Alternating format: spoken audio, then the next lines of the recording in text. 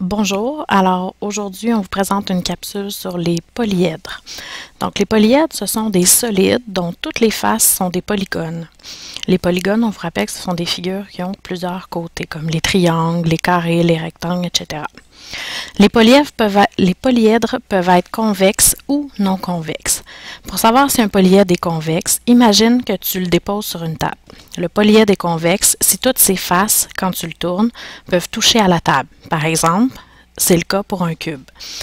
Par contre, le polyèdre sera non convexe si ce n'est pas le cas. Par exemple, si on te donne un L qui est en 3 dimensions, quand tu vas le tourner, tu n'arriveras pas à faire toucher la table à toutes les faces, une après l'autre.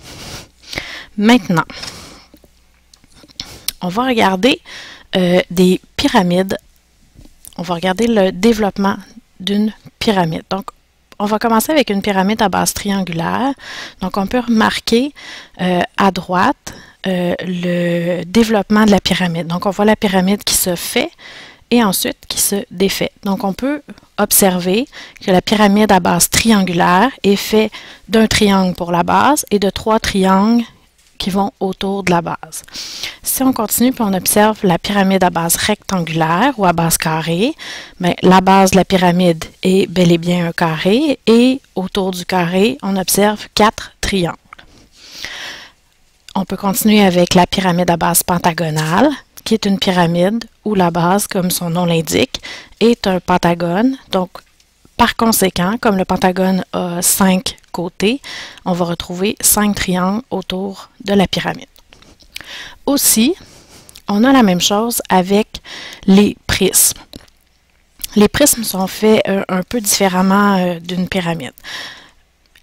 Les prismes ont 2 bases d'une forme quelconque. Par ici, on peut voir que c'est un prisme à base carrée ou à base rectangulaire. Donc, à chaque extrémité, on peut voir un carré et tout autour, ce sont des rectangles. Donc, si on commence par le prisme à base triangulaire, donc on a 2 triangles à la base et 3 rectangles tout autour.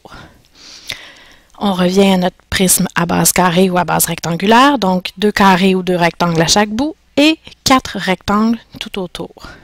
Même principe pour le prisme à base pentagonale, donc 2 pentagones, 1 à chaque bout, 5 côtés, donc 5 rectangles qui sont tout autour.